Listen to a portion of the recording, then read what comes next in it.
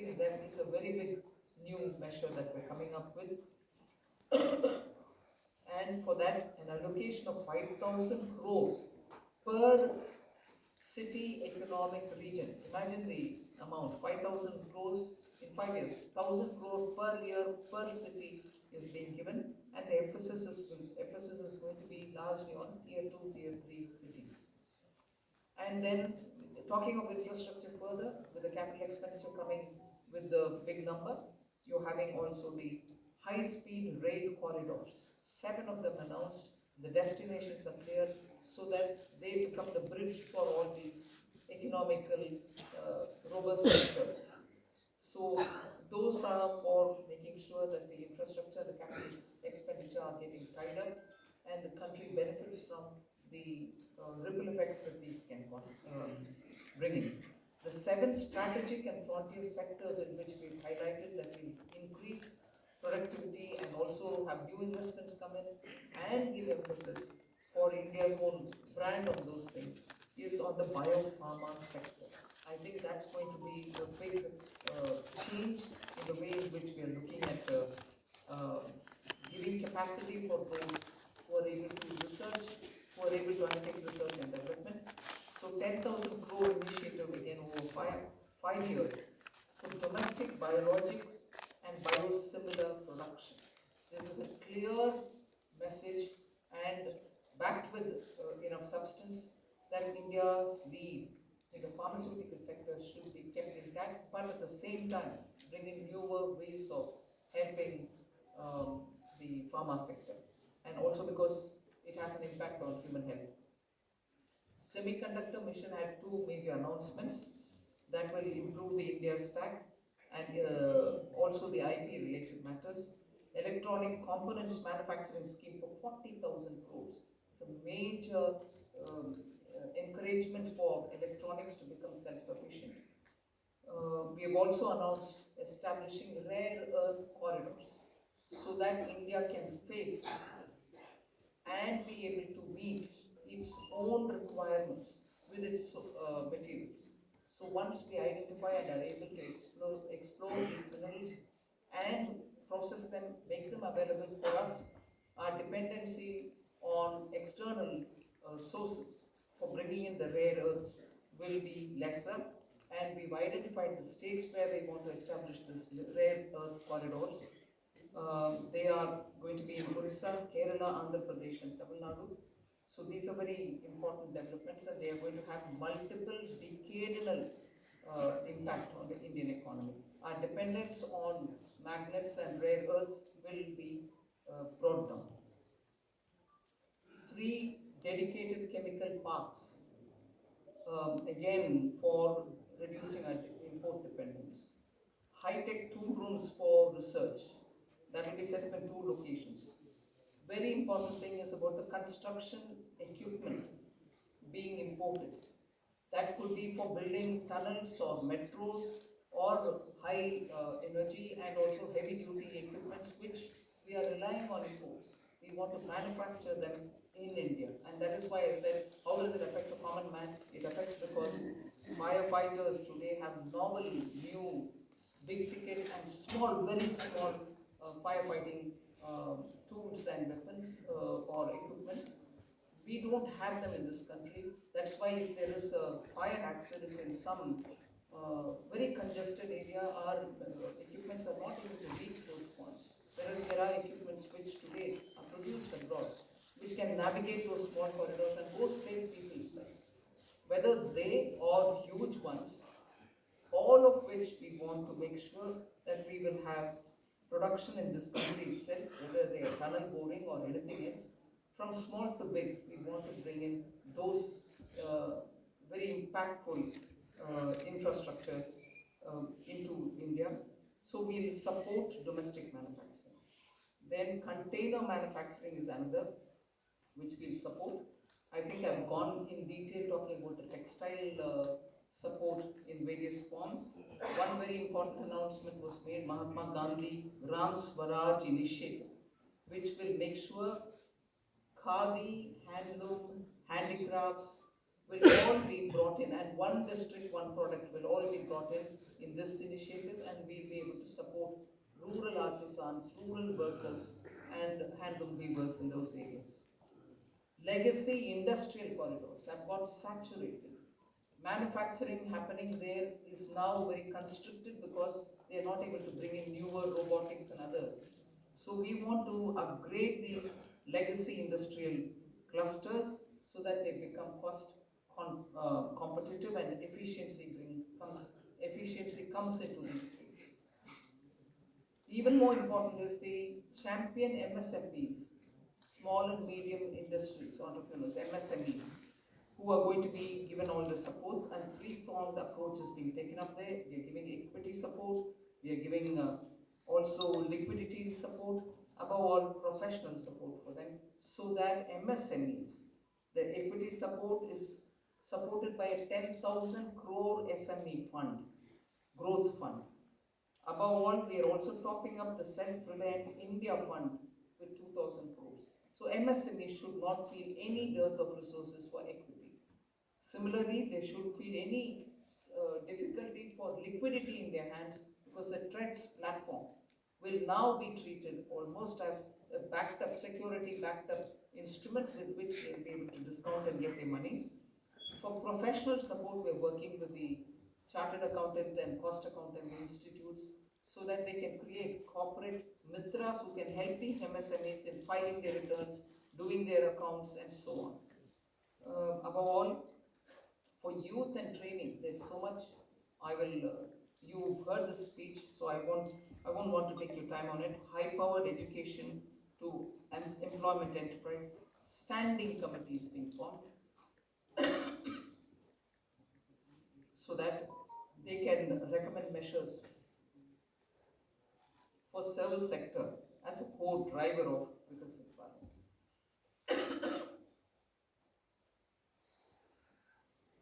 Part B concentrated a lot on tax and related concessions that are being offered. More importantly is the process simplification which has been announced. So elaborate measures have been taken. You will be able to also see clarification if you want. New export opportunities for fishermen who can go into the economic India's zones, high seas, and also assess and access the global markets. The one very touching, and I really was moved by this proposal, is where we have identified 17 drugs or medicines which are going to be basic custom duty exempt, which are important for cancer patients. Similarly, 7 more rare diseases are added to the exemption list of the import duties. Baggage clearance and personal items which you bring in when you travel are all being given enhanced duty-free allowance. Besides that, there are quite a few direct tax and indirect tax proposals. Decriminalizing the penalty proceedings and support to the IT sector are some of the high points. As an opening remark, I'll conclude here. I'm sure you'll be able to ask questions and seek clarification. Thank you for coming. Thank you, ma'am. I'll start taking the questions. First question is 17. 17.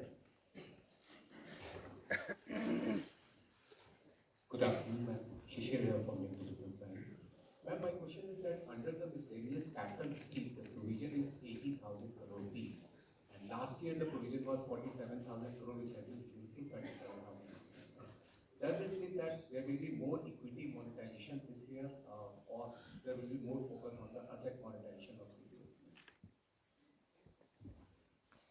So you've got it rightly. The intent is that we will have a very strong asset monetization plan in place. Last year, ma'am had announced in the budget that there will be a pipeline prepared, which is being done. So we hope to reap the dividends. 238. Ma'am, Tulsi Jaipuria this side from CNBC TV 18. I just wanted to to know the rationale behind the hike in STT in futures and options.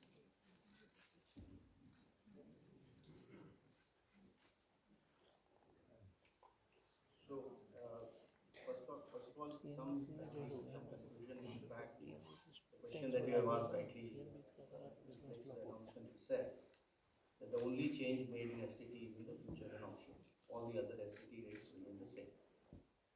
The primary objective of raising the tax rates on STT has been that it is felt that when you look at the volume of transactions in futures and options, it, whether you compare it to the size of GDP or size of the underlying securities market, it is largely in the realm of heavy speculation, which results in losses to small, retail, unsophisticated investors. And the government's intention is to discourage speculative tendencies, and the increase in rate is essentially in that direction. So it is meant to essentially handle the systemic risk in derivative markets. Even after this increase, however, the rates of STT will remain modest compared to the volume of the transactions that is happening here. 54. Ma'am Tarun Sharma from Zee Business. Ma'am आपने पूरा budget जो है वो new emerging sector पे बड़ा focus रखा है। Ma'am मेरा सवाल आपसे दो हैं, यदि आप अलाउ करें। एक, मैम आपने जो एक्साइज ड्यूटी का कैलकुलेशन किया है वो पिछले बजट एस्टिमेट से इस बजट एस्टिमेट में तकरीबन 22% की ग्रोथ देखने को मिली है। दूसरा मैम, जो आपने MSME के लिए कहा कि जो ट्रांजेक्शन्स होंगे उसके लिए आप एक्सचेंज प्लेटफॉर्म का यूज़ करना होगा, तो क्या मैम ये CPSEs के लिए कंपल्सरी होगा जो डिस्काउंट ट्रेडिंग की जो बात है? I'll take the second question, ma'am. So, हाँ, ये CPSEs के लिए मैंडेटरी होगा कि discounted as well as non discounted bills दोनों को ही ट्रेड्स पे करना होगा, ताकि वो 45 दिन में भुगतान MSME को कर पाए। और ये हर तरह से चेक कर लिया गया है कि ये हो सकता है। So we want to make CPSEs as pioneers. We hope, like ma'am has said in her speech also, that other corporates will also follow.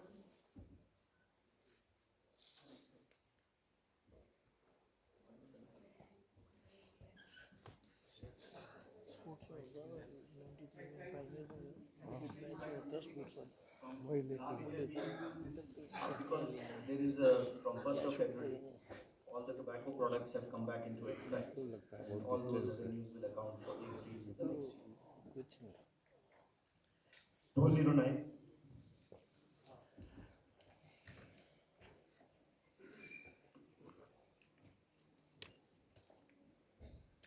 Ma'am, Prakash Rashid from ET now. The budget has announced restructuring of EFC and REC. What will this restructuring look like? And does this also mean that these NBFCs will be merged going forward? What is the later part of your question, that these NBFCs are not Will be going to? merged going forward? I've said we are rationalizing it. You'll get to know as we go forward. We want to streamline it, and therefore we'll be taking some steps. We'll let you know the moment we decide how to go. 234. Hello ma'am, Harshmar from Business Time. Two questions. One is, you said that a high-level committee will be formed on the banking reforms in Article 2047. Are we going further for any kind of merger or something, since government is continuously saying that we need at least two of the big banks, at least of the top 20 banks. So are we going towards that? No, first of all, when I say that it's going to be a high-level committee which is going to look into it, the terms of reference will be prepared, and we are looking at committee to go into the entire expanse of the banking sector, so that they come up with recommendations which help us to plan for banking for 2047. We need, by the time we become a Viksit Bharat, 2047 is our goal. We need to understand what are the other steps that we need to take in the banking area, and based on the recommendations, we'll go forward. We have the Secretary, Department of Financial Services. We'll ask him to also give, please. I think you have rightly responded. There are large number of aspects related to the banking requirement. For example, the trade to the GDP, the commercial trade to the GDP ratio low, and the expansion of the banking network, and what kind of the procedures currently we have that is impeding the both the deposits as well as credit. So all those aspects will be looked at by an expert panel committee, and we'll definitely have QR and then also consult the all the stakeholders, and the government will take a view on how to lay strong foundations for 2047, which is large. Ma'am, one more question. 229.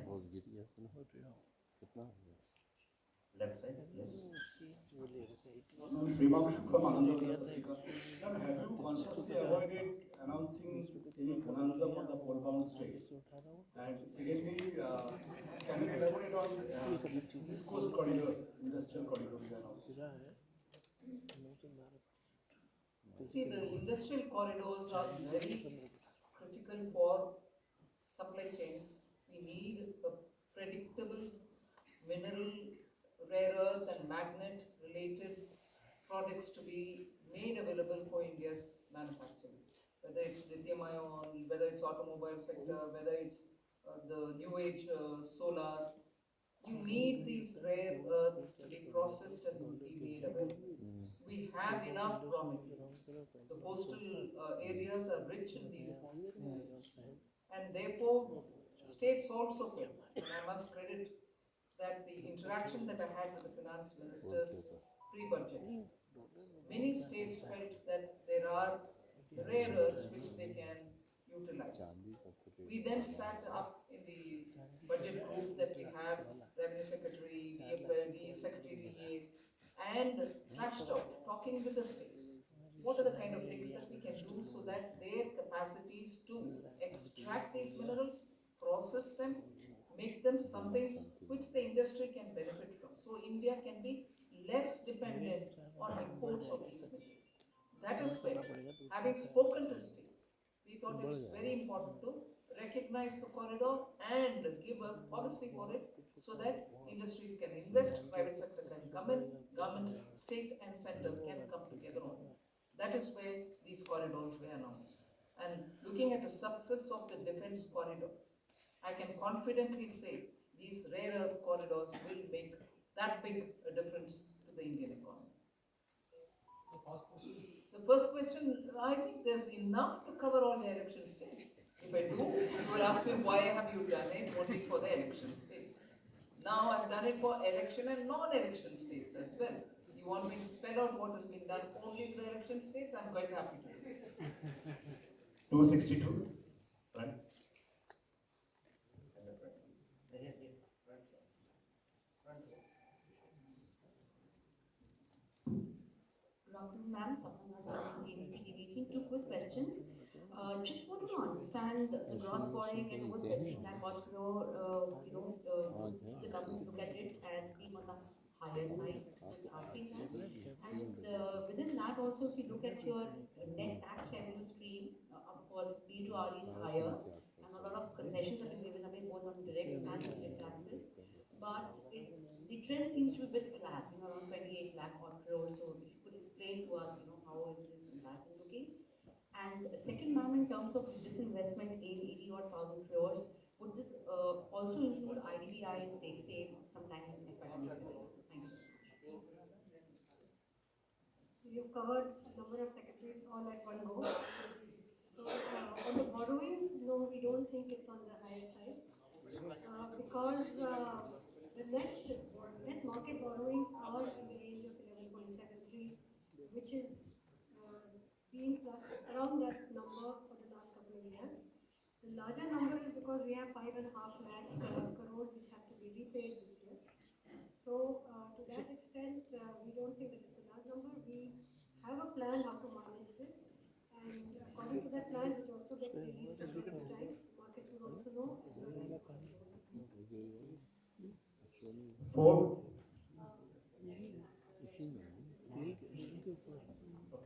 On the tax stream, because of some concessions that were given this year, there has been some corrections.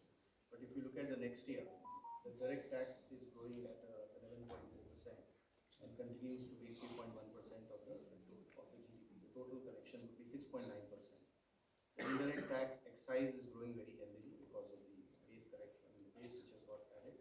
Customs too is showing a decent buoyancy. So on the tax revenue, I think we are looking up.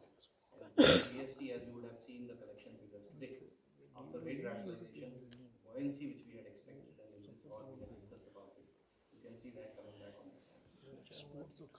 tax. Hi ma'am, Meghna Mittal from Money Control. The fiscal deficit target that you have set for next year from 4.4 to 4.3 is being seen as very, very gradual. Is there a specific reason, or is it because of the global uncertainties as one of the major factors for being such a gradual fiscal consolidation?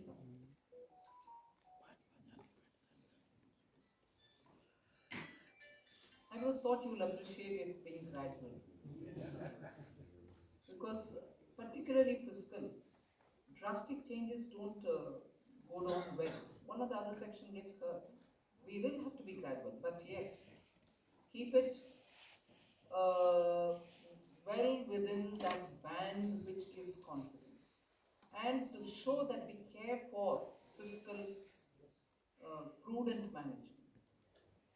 There's no point in me dropping it to, let's say, 4. It has to be steady so that the economy goes in a steady speed. So it is a responsible number and realistic number. It's not as if I wanted it to be so gradual. It is a responsible number.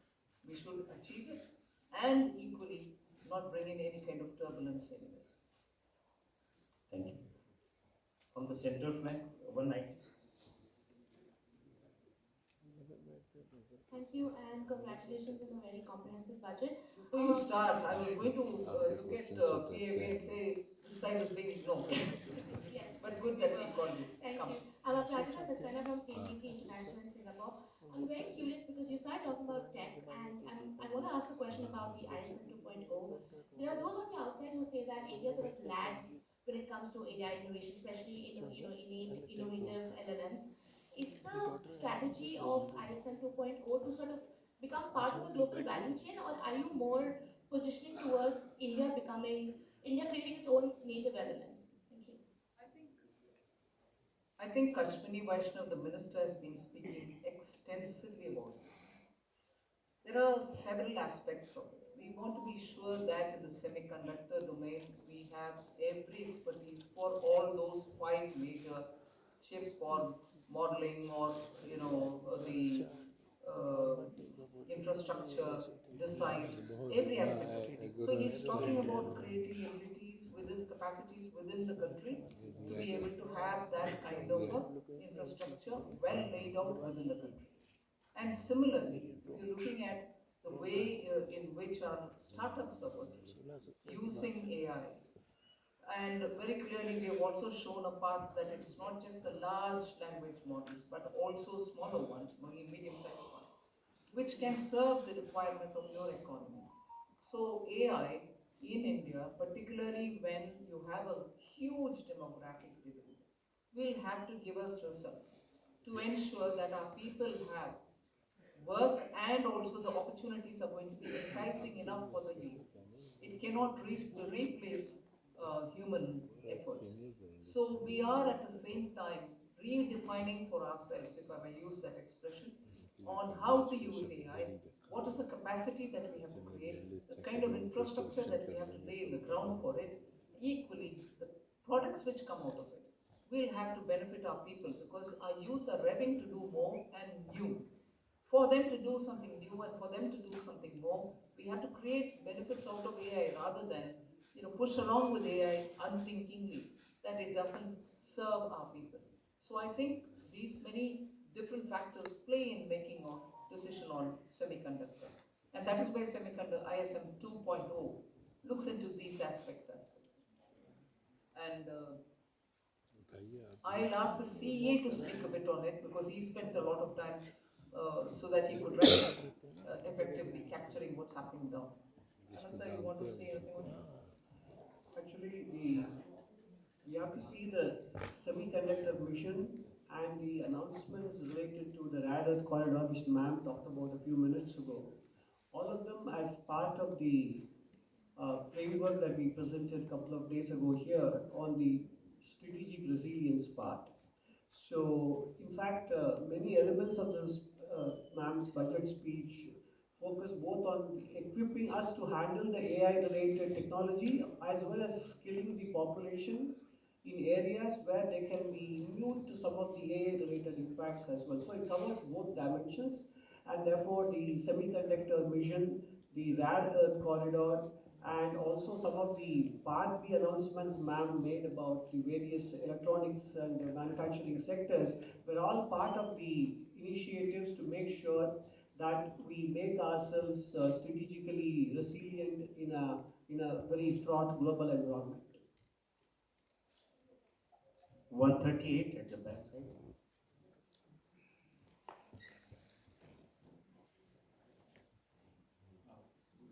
I'm Rishabh with NDTV Profit. Just wanted to ask on the buyback tax, the rationale behind it, because was it essential to do it now? Because in 2025 there were a lot of companies that came out with significant share buybacks.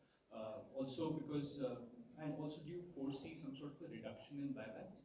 And secondly, on pollution-related schemes, the outlay has been very stagnant, but pollution as a problem remains. So is this not a policy priority for the government now? On the buyback, I'll have Revenue Secretary brief us. First of all, on the buyback, I'd like to clarify. I hope that the point was clear enough in the speech also, that it is in fact a relief. It's not a tax, additional tax, it is a relief. Buyback tax system was changed to make it as a dividend income, which is income at the applicable income tax rate at the hand of the shareholder. It has been corrected now, and we have put the tax to be in the hands of shareholder as a capital gains tax, which long term, for example, will be only 12.5%. There is a correction and a relief which has been given to the shareholders. All that has been done is, the whole objective of doing that change at that time was misuse of a tax arbitrage by promoters. So the change made for promoter is that additional buyback tax on them, which again keeps things status quo for them. So even today, the marginal rate at which they would have been paying the tax as a dividend, which is at their respective income tax rates, we have kept it at 30 and 22. If it is a corporate, 22. If it is an individual, 30. So as far as promoters is concerned, it is status quo. As far as the other shareholders concerned, it is actually a very big relief. So that is probably what may make the point a little clear, the announcement itself. 76. Second part, sir. Second part, so pollution related.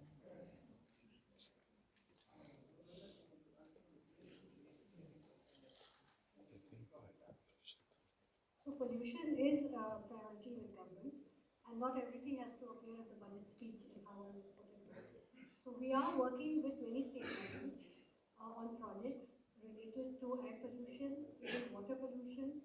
There is a significant budgetary outlay on sewage control as well as drainage. And as it was noted, you would have seen the Finance Commission recommendations also. A large portion of the Finance Commission grants to the local bodies, urban and rural, is tied to water and sanitation, particularly I would say sanitation. So pollution of all kinds remains a top priority, and there are different ways in which we are trying to tackle it. Hello ma'am. Ma'am, I am Monica from Business Standard. Ma'am, I have two questions. Ma'am, I have two questions with regard to customs. Ma'am, in your budget speech, you said that honest taxpayers will be able to close their case and they can pay the additional amount in lieu of penalty. So I want to know whether this is a customs amnesty scheme, and if you can provide the contours of this scheme. And also, ma'am, Economic Survey flagged the need for convergence between transfer pricing, which comes under income tax law, and customs valuation. But there was no mention in your budget speech. So is there any such proposal being considered by the government? Both on the direct tax and the indirect tax. This is not an amnesty scheme. This is essentially offer given to the honest taxpayer who otherwise, when he gets to know that he has to pay the duty, he will like to pay. But because our laws require him to also pay a penalty on that, the negative connotation associated with being penalized, which he has to obviously disclose at some point of time, does create a situation for him or an incentive for him to rather dispute the duty even though he may not want to do it. So the window that we are giving to the taxpayer is that you will, if you are willing to pay your tax or whatever is the duty, instead of penalty, that same amount you can pay in the form of an additional amount. So it will not be either a relief or an amnesty. At the same time, this amount that you pay will not be treated as a amount which you have paid as a penalty, and therefore that negative connotation will go away. You may have so seen that there is another announcement of a similar nature on the income tax side, where when it comes to the cases of under-reporting, there is a provision under which you have to pay tax, interest on tax, and a 50% penalty. If you are willing to accept the demand and not go on appeal, you need not pay the penalty of 50%. You can go ahead and pay your tax and interest, and the matter is closed. What we have done is expanded this window and included even misreporting cases, where penalty is otherwise 200%. But there again, we are telling him that you can settle it by paying the tax, the interest on tax, and this 200% get reduced by half. You pay 100% as an additional income tax. The idea here is that if you are an honest taxpayer, accept the fact that you have to pay the duty. We will not like to brand you by using the word like penalty. That is these two windows are essentially meant to take care of those situations, which is why reference to an honest taxpayer. Another question was about the need for synergy between transfer pricing and customs valuation.